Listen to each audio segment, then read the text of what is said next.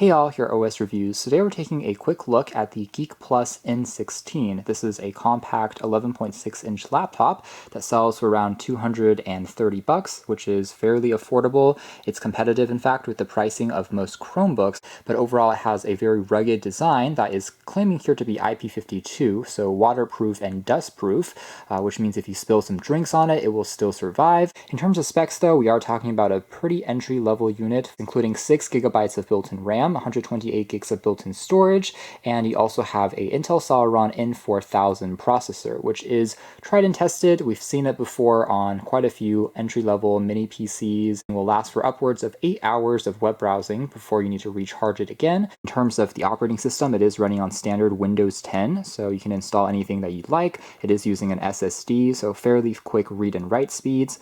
And in terms of the display, again, 11.6 inches, 720p or HD resolution screen. Would have liked to see maybe full HD, but on a slightly smaller panel like this, it will still get you by. So on the inside, we have the laptop itself, which weighs a little bit over 3 pounds. So it's not the lightest ultra portable in the world, but it still is relatively compact. We do also have a standard kind of charger that uses a round plug or prong, and this is one thing I will point out because the laptop does have a USB Type-C port, but unfortunately that Type-C port is only used for data transfer at the moment. And then we also have a quick user guide. A closer look at the design of the laptop, I have to say it is quite clean. They're trying to go for more of a synthetic leather texture, but doesn't feel too cheap. In fact, it actually is quite durable in terms of the way that it feels as you're touching it. A little bit better than just a glossy plastic, for example, and it doesn't feel hollow either. The flaps on the sides, which are all covered up to prevent water and dust from getting in, you'll find access to the USB 3.0 port. There is also a full-size Ethernet port on this model. So in addition to 2.4G and 5G Wi-Fi, you can use wired internet, which is pretty convenient. You don't actually see an Ethernet port anymore on a lot of ultra portables, so this is nice to have. We also have a second USB 3.0 port, and there is the 3.5mm headphone jack. Then on the other edge, we've got additional flaps, which are covering up a full-sized HDMI port, which is always great, so you can connect it to external monitors, a micro SD card reader for expanding the storage, and then on the other edge, we have the Type-C, which again is for data at the moment, along with that proprietary barrel plug for power. The white and black accents actually make it look quite interesting. It reminds me a bit of the classic panda colors, although the back of the laptop will be gray, and we can find some rubber feet that prevents it from slipping or sliding. There's the speakers, which are stereo, but they are kind of facing downwards, which means they can be a little bit easy to muffle if you aren't putting the laptop on a desk, for example. We also do have a few ports here that for passing through any water that gets spilled on the keyboard, so that's part of the water resistance. The hinge is a little bit on the stiff side, which means you do have to open it using 2 hands, but otherwise we have access to a pretty robust up to 180 degrees that you can actually fold it completely flat. So if a kid is using it and accidentally presses too hard, the display won't really break, although it's not a 2-in-1 for this particular model, so you can't fold it further backwards, and it's also not a touchscreen. What I do like though is the display is a matte panel, which means that it's not going to be quite as glossy as a glass covering, and that helps it prevent glare if you are also using it in areas that has a bit more of sunlight. Furthermore, one characteristic which is good here includes the webcam, which is also a rotatable unit. It's actually flanked by 2 microphones on the left and right sides for some noise cancellation, but if you don't want to be looking at this webcam for security reasons, you can also flip it downwards to kind of change the angle, or even change it all the way around like this to be pointing at the back direction, maybe for scanning in a document. In terms of the base of the laptop, again, we do have a trackpad which supports multi-touch. It is a plastic trackpad, of course, at this price, but actually feels quite good in terms of how stiff it is, and the overall responsiveness does feel fairly precise, I have to say. Has a slight texture to it, so you can actually maneuver around, and it feels quite sensitive. It's not the largest area in the world, but also is still easy enough to use with your fingers. Now again, the keyboard size is actually not bad either for a compact 11.6-inch ultra portables. They have more or less used all the area that they've been given. Of course, it doesn't have a dedicated numpad on the side, so they were able to pretty much try try and make the keys as large as possible, and it's a standard island or chiclet style layout. It still is a comfortable keyboard to use, and after typing on it for a few minutes, you'll get used to the experience. The keyboard though, just like most other budget laptops in this price range, is not backlit. Alright, so before we talk a little bit more about the performance of the laptop, I do want to mention that this is kind of similar in terms of design and form factor as another compact Windows laptop that we reviewed a few months ago. That one was called the Awau T11 here on the right, but the Awau model is going to be about $100 more expensive. The reason is because this one is a touchscreen model, and it also supports a stylus that you can use for pressure-sensitive note-taking. So if those are two features that you're looking for, that alternative model is going to have that advantage, but if you don't need a touchscreen, this one here from GeekPlus is going to allow you to save a few bucks. Now, taking a closer look at the display, again, it is a HD panel at 11.6 inches, and for the most part, brightness levels are satisfactory. Right now, we are only about 80%. If I turn it up to 100, definitely it's legible, even if you have a lot of lights, like right now, hitting on it, or if you're outdoors in the sun, you have pretty decent visibility thanks to that matte display. With that being said, viewing angles are only so-so, and that's because they are using a TN panel instead of an IPS panel on this model. So for a budget laptop, that is one of the compromises. It's definitely usable if you tilt it at just a slight angle. Colors, for the most part, are still going to look decent, even if left and right, if you're looking at it. But if you're trying to go at a very extreme tilt, you can see how the colors can definitely invert. So as aforementioned, even with smaller text elements, things are still, for the most part, legible to the eye. You can always use pinch to zoom and even take a closer look at that. So not too bad, I would say, in terms of the general usability here. Now, 6 gigabytes of RAM is, I would say, pretty generous for a budget laptop. Again, going for the $200 price range. There are still lots of Chromebooks out there which have only 4 gigs for the same price. And that extra 2 gigabytes of RAM does contribute to a slightly better multitasking experience. So if you are opening up multiple windows, different programs, you don't have to be as conscious about closing things off in the background, which is nice. And the SSD does guarantee relatively fast read and write speeds when it comes to also opening up and installing programs. It's not too sluggish in terms of general system navigation. Now, speaking of, if you go over here on the side in terms of tapping on the battery icon, the Celeron N4000 does allow you to also toggle between higher performance mode or lower performance and optimizing battery more. So if you adjust these properties, you can squeeze out extra battery life, but that will also lower the clock speed of the processor.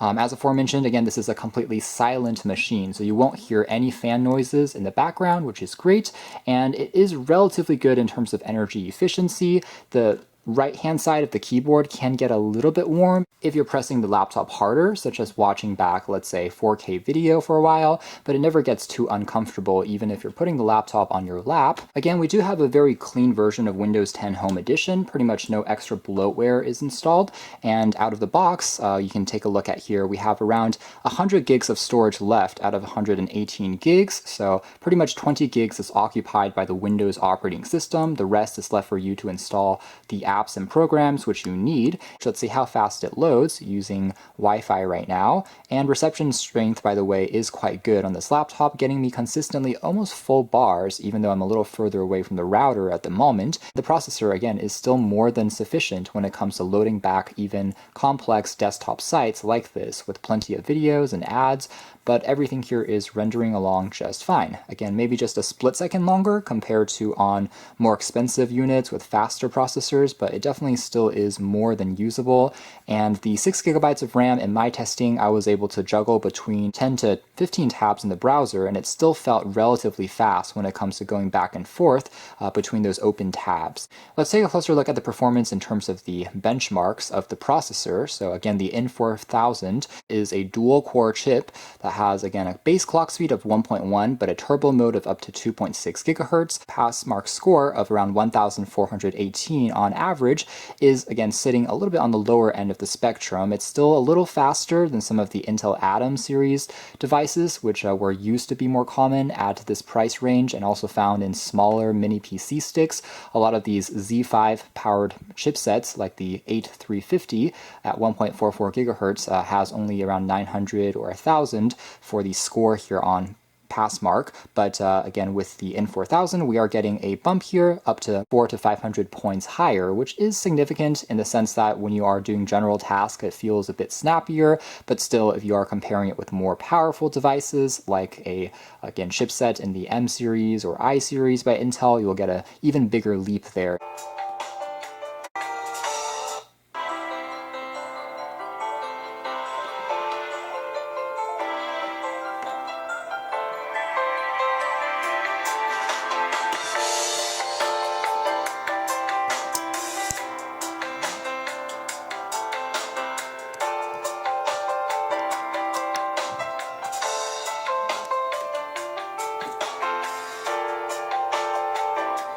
Alright, so lowering the volume there. Overall takeaways being that the built-in speaker is certainly not shabby, and again, it does get reasonably loud, especially if you have on a flat surface. And in terms of the overall video watching experience, again, it is relatively fast to load, especially at Full HD or 720p. It's going to be not too big of an issue here for the computer to handle. Now, if you try to bump up the resolution up to 4K, it will be a lot more of a challenge for the processor here. You'll notice longer waiting times for sure, and it might be a little bit choppy in between as well. So it's not quite as recommended, but it can still handle it, surprisingly, but you have to be maybe a little bit more patient for it to start loading at the beginning. Finally, if we try out some other applications, such as using it for office and productivity editing, so things like PowerPoint, Excel, and Word, spreadsheets can all be handled really without any problems.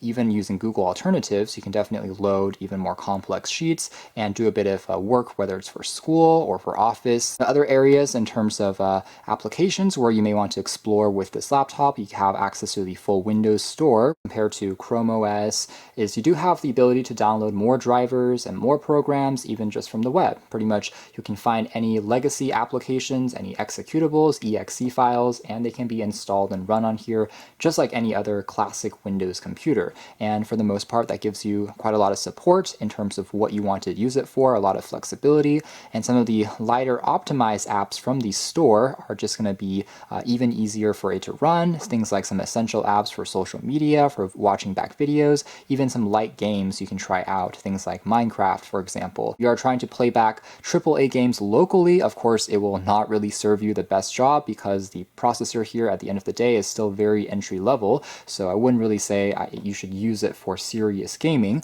But for those cases, if you do want to still game on this laptop, you can also try cloud services like Google's Stadia or Microsoft's xCloud, and as long as you have a reliable internet connection, this just becomes a portal. Things like Photoshop editing, simple touch-ups, that can also be done. With that being said, if you're trying to do things like video editing, also not going to be a great idea on an entry-level model like this, since it will definitely take a pretty long time for videos to render. It's only using a built-in Intel graphics, so it doesn't really have a dedicated, powerful GPU. So that's more or less it as far as our hands-on review of the N16 laptop. Overall, there's definitely quite a few things to like here, including the attractive design for the price range.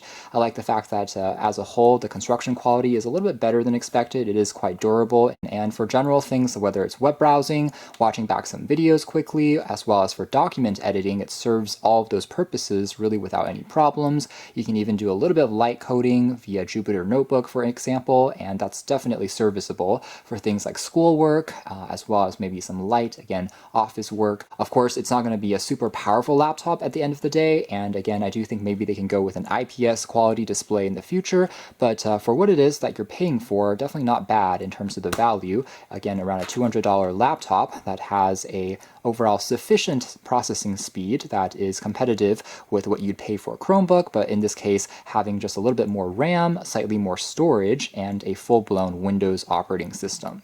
So if you're interested in that, you can check out more details in the links down below. For now, that's been our video. Thanks for watching here at OS Reviews.